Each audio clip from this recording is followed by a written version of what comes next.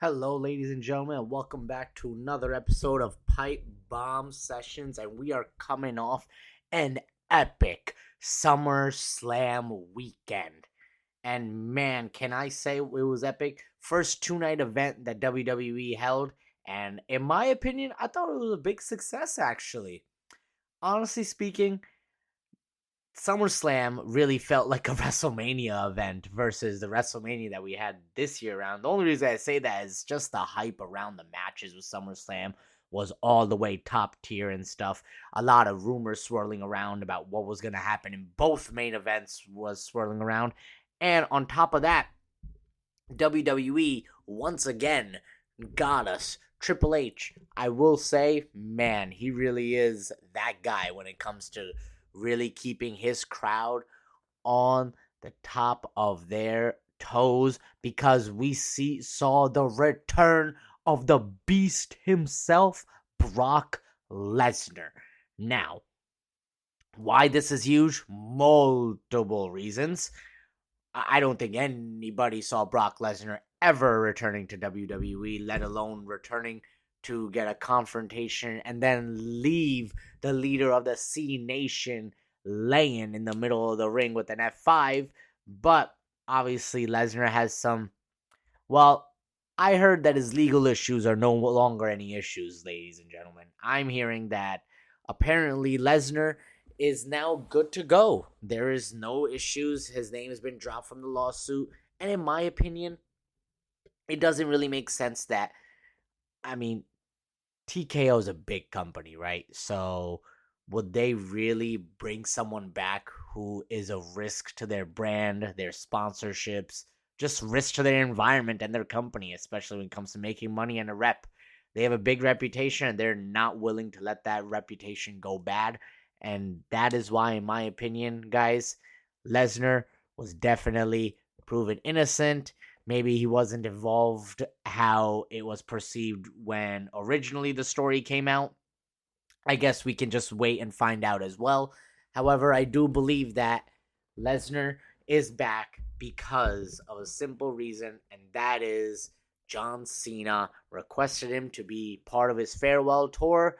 TKO and WWE looked into it, gave my man Lesnar a phone call about a couple weeks ago. Lesnar was all in for the ride. I like it.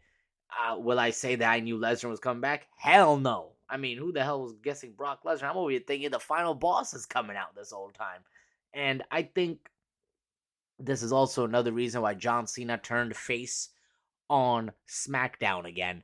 Because not only was that matchup between him and Cody Rhodes really, really phenomenal, like it was a very good matchup, but him turning face was basically it's saying the Rock and Travis Scott and John Cena, storyline and heel turn stuff, that was a fail. It wasn't going anywhere. They're not planning on making it go anywhere.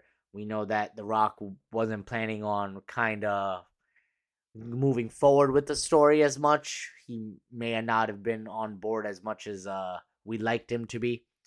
It's all right though. The best thing about WWE wrestling is that they know, and we hope they know how to pivot the right way. If you can pivot the right way, you can make it work. The pivot here was John Cena had a little bit of a heel run, turn him face. He put on a great match with Cody Rhodes where it kind of gave me the reminder of like a Shawn Michaels and like a Ric Flair type of match. Like a passing of the torch match, even you could say. Um, just like those are the vibes I was getting out of that matchup when I was watching it Sunday night. And man, that street fight was amazing. I know they were both faces, but shoot, they put it all out there, all on the line. And of course, Cody Rhodes is our new undisputed champion, and he did not, ladies and gentlemen, did not turn heel. But as Cena was, kind of just taking it all in and chilling. Of course, what happens in the very end? Brock Lesnar's music hits. Crowd goes crazy. I'm going crazy. What the hell is going on? Lesnar's back. And this is huge. Unfortunately for John Cena, man, the Beast is back and he's ready to deliver a one-way ticket to Suplex City to Mr. Cena. I don't know if Cena's going to win his matchup against Lesnar, but only time will tell, right? I think that's like the biggest story coming out of SummerSlam. easily, as Triple H told us, this ain't nothing yet. I mean, Triple H knew exactly what he was talking about in that sense. And I'm just genuinely very impressed. Just looking ahead of Brock Lesnar's return. Of course, John Cena is going to be the first guy he's fighting, right? And I think that does happen as soon as Clash at Paris. However, I will say that I think Lesnar is not going to be around long. In my opinion, he's only going to be around maybe, and I say this very, very like loosely, I think a year. I think he's planning on retiring next year at SummerSlam. It's in Minneapolis. It makes sense to me. It's kind of where, where he's from type of deal. So, you know, maybe Lesnar has a big matchup that gets set up. Maybe after Cena, he takes a little bit of a break, returns later down the line. The great news about this is that we are finally and definitely getting that Gunther versus Brock Lesnar matchup. That is something we got to be excited for. Hopefully that's in the books and that's already written. Obviously, Gunther got a little hurt. He's out indefinitely. We ain't going to see Gunther, the former champ, for a hot minute. And so, in that sense, I'm hoping, after the Lesnar and Cena feud, Lesnar gets involved with something else possibly. Maybe we get a heel Lesnar going after a Cody situation, face each other off once more. I could see that even occurring. Let's just see where things lead us. I think Brock Lesnar come back is another top dog returning. And of course, he goes to SmackDown because SmackDown had no more heels left. Again, makes sense to me. Speaking of Cody Rhodes and his next opponent, in my opinion, I think the next boy that's due is our boy, the Scottish psychopath, Drew McIntyre. Drew McIntyre has got a big win over Randy Orton and, of course, Jelly Roll. Jelly Roll put on a performance, by the way. Round of applause for Jelly Roll out there, guys. Shoot, Jelly Roll put on a performance. I did not think he was going to go through a goddamn table, but shoot. Let me tell you, this guy, Logan Paul, man, he's just becoming more and more impressive and just more smoother in that ring, I feel like. I mean, compared to what it was in the beginning, shoot, I think now what he's been doing has been awesome and great.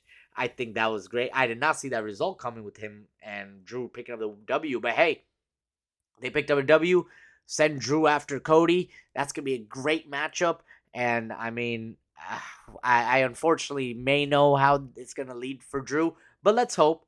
Let's hope Drew actually, gets a shot at some point or not, right? Screw it. So, in my opinion, I think that's going to be a good matchup going forward. Of course, we have Cody becoming the new champ, and just some other things. I'm speaking of new champs, right? We had Charlotte and Alexa become the new women's tag team title holders. Now, I don't know what's next for them. We saw them have a rematch with Judgment Day. Of course, the Judgment Day lost because they weren't just going to start switching titles for no reason. I think the team of Alexa and Charlotte has a lot of potential. And in my opinion, let them kind of sit on the top, man. They're two top women in WWE. They have been, were in the past. Let them just chill on the top with the tag titles. You don't really got anything going on with Alexa.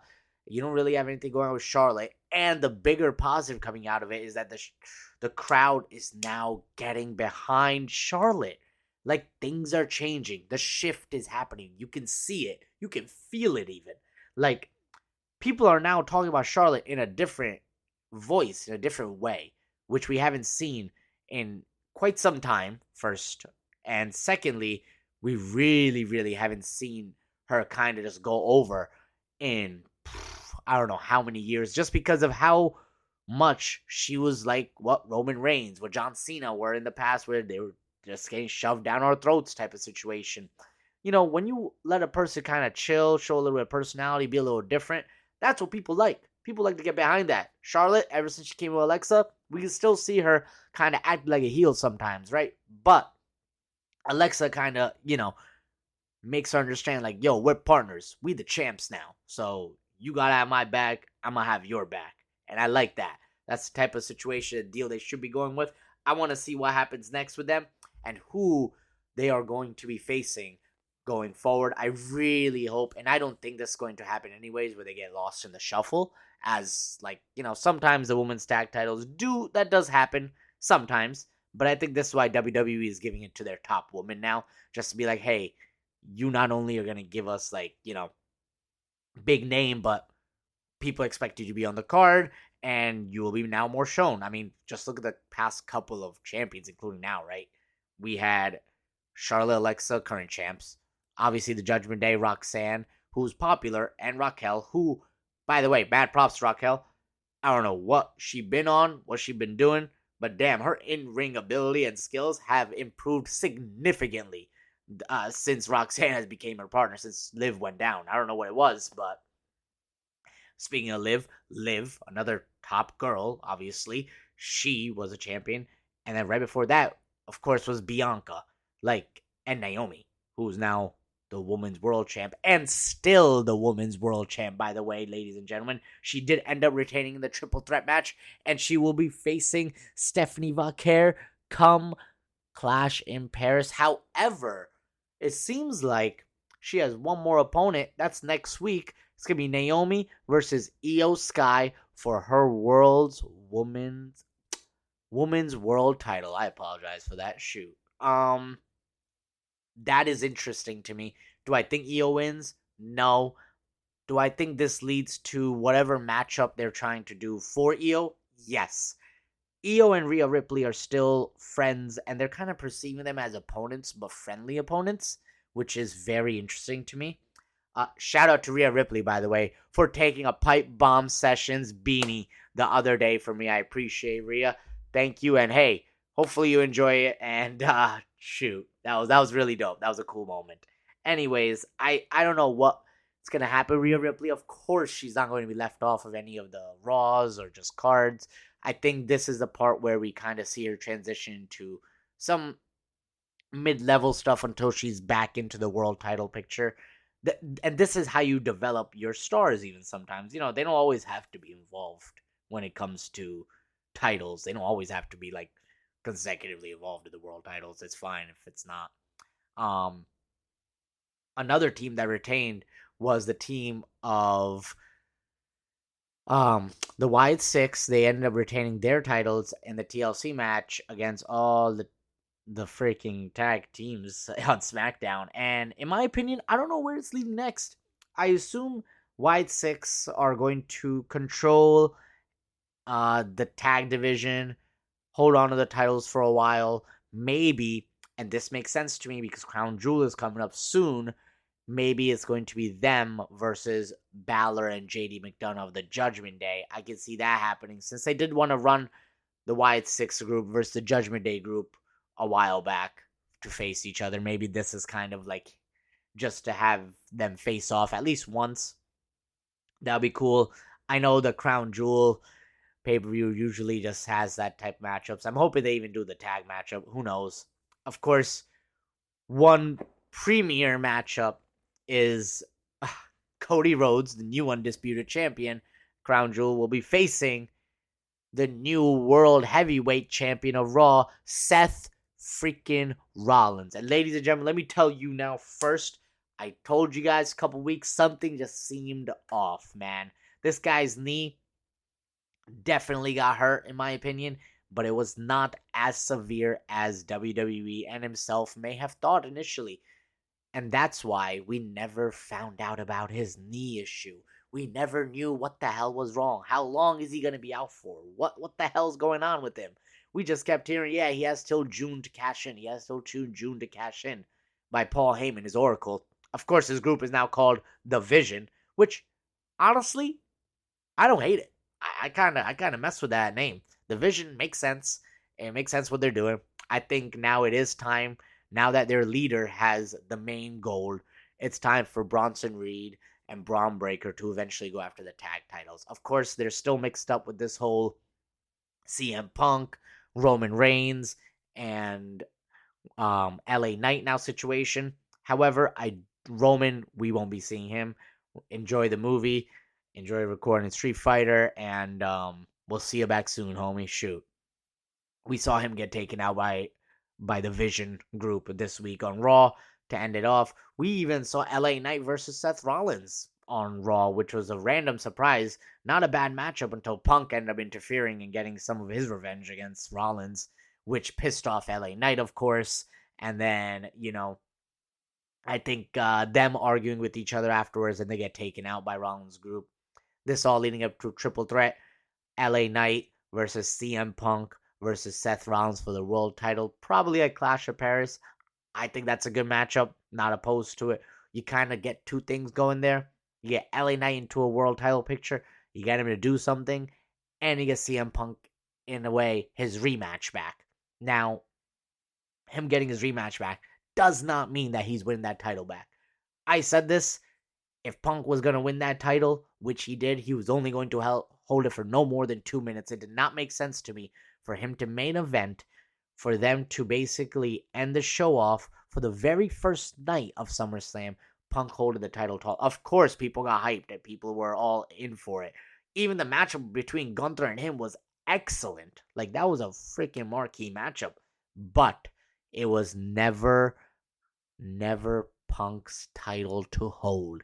He was just going to hold it hostage, if you want to say, just for a little bit, just for his man Seth Rollins to come out, tease that he was still hurt, just for him to kind of pull a Kevin Nash and then reveal that he ain't hurt, coming down to the ring, cashes in, 1, 2, 3, world champ Seth freaking Rollins, baby. I like it.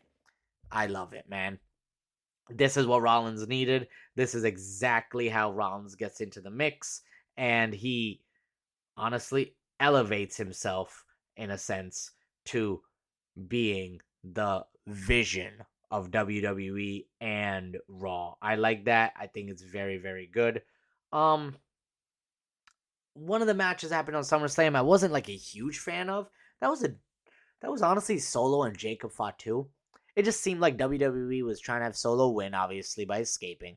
But then the ending was very weird. And, like, Solo just ends up attacking, obviously, two members of the MFTs. Now, what's interesting is, I think the reason why they actually let him kind of get that moment is because now Brock Lesnar's back. Because Lesnar's back, that, in my opinion, sets up a matchup. Jacob Fatu versus Brock Lesnar. I think everybody's going to be on board for that one. I'm not going to be opposed to that. I think Fatu is the next big guy anyways, up and coming young star. And Lesnar's always been Lesnar, right? So he can get into big matchups, into freaking fights and stuff. He has no problem with that. So I think that's why we got a little bit of Jacob Fatu not looking too weak at the end of the matchup.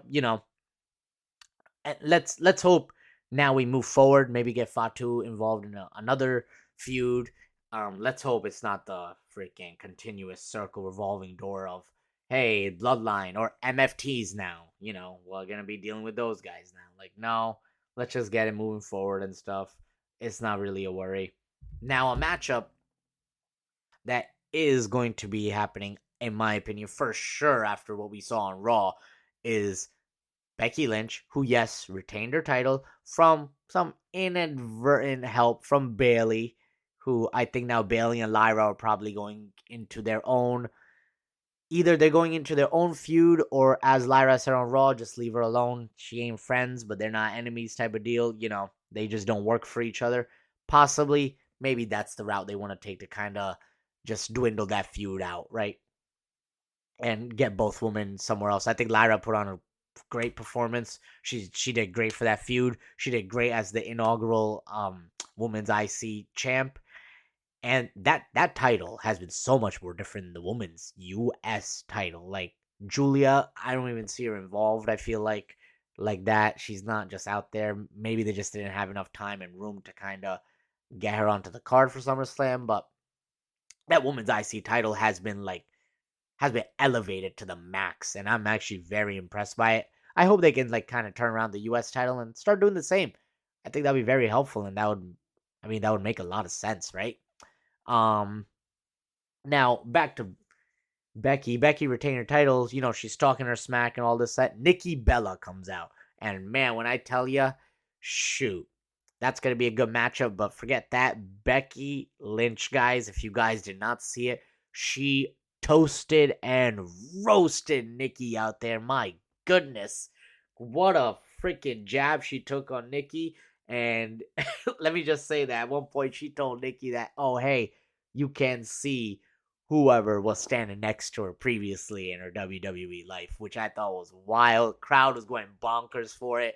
And then takes a cheap shot on Nikki, and boom, there you go. That's the setup. Nikki Bella versus Becky Lynch for her IC title come Clash at Paris. I think it's a big matchup.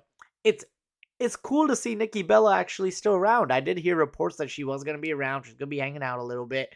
I honestly did not just think that she would honestly be sticking around as much as she has. I like it. Not opposed to it whatsoever. That's dope. It's cool. Now something that I find interesting is that the fact that Tiffy Time actually did retain her title at SummerSlam. This is now I'm glad that she retained. I thought that Jade was definitely going to win because of Naomi, but since that kind of got, handled and taken care of already, as I said in the last episode, my predictions episode, yeah, like for me, Tiffy wins. Keep her on the momentum. She's beaten big stars at this point, and I think the WWE is all for it. Like they have no problem with that. And I don't know. I think it's dope. What's interesting is that of course we had the on Raw a feud that's just been going at this point. Best out of 7 guys. I told you right. Rusev versus Sheamus, part 3. Ended in a no contest because both these big bastards are kicking each other's ass outside the damn ring. Like, and then we see throughout the night, they're just brawling on different parts of the backstage area, which I found hilarious. This is definitely going to set up their Clash of Paris matchup. 4th matchup, by the way, is going to be set up. Probably some type of stipulation, I can only assume and imagine. And let's see where it goes. I think this is great because Rusev is now still relevant on TV. And we got Sheamus back on TV. Sheamus always puts on good matches. Like, I don't know where he disappeared for a little bit. I'm glad they're using him again. Now, in the middle of all this, Sammy took a stray freaking punch right to the face by Rusev. So that set up Rusev versus Sami Zayn for next week. Another good matchup, in my opinion, ladies and gentlemen. That's something that's kind of honestly confusing is this whole El Grande Americano story. Now, obviously, we know Chad Gable was El Grande Americano previously. Right now, it's Ludwig Kaiser. But now, this week on Raw, we saw 2 more show up. There's 3 El Grande Americanos running around. What the hell is going on right now? I don't know what story or where they're trying to go with this. Is this just supposed to be a team of El Grandes? That could possibly be it. And just an early prediction I'm gonna make. I think it actually might be the Brawling Brutes who are helping out Ludwig right now. Why? All European guys. Maybe when they get revealed, it'll be a 3-on-3 Gables group who was the OG El Grande versus Ludwig and his fake El Grande Americanos to be revealed the Brawling Brutes and Ludwig. Never know, maybe the WWE is just trying to test and make up a new faction. And just because a second showed up, it's like, what if it's Tyler Bate, Pete Dunne, and then obviously Ludwig is the main El Grande Americano. I'm cool with it because let's get these talented stars on the show, guys. Like, what's the point of having a huge roster if you're not gonna use them? If they're sitting in catering in the back. Like, let's do this. Come on, man. I think that would be dope, and that's very, very interesting to me. Now, something I want to touch base on before we wrap up here is the fact that, simple enough, obviously, I mentioned earlier, Roman Reigns got taken out, right? Another person who's taken out indefinitely, at least, is Gunther, by the way. So hopefully he recovers well and he'll be back soon. But Roman Reigns, he got taken out. We'll probably see him again. I don't know, Survivor Series? I know that's a couple months, guys, but he has the movie to film. And then after that, I don't know if he's going to be back immediately after the movie or it's going to be still a little bit. But if Survivor Series is happening and he'll be there, obviously he goes through that. I just want to touch base on something that I heard is kind of just being locked in, and that is the fact of something that I touched base on last week or a couple weeks ago: Roman Reigns versus Cody Rhodes 3. Now, interesting is because if they're going to run this back one more time, are they both going to be faces?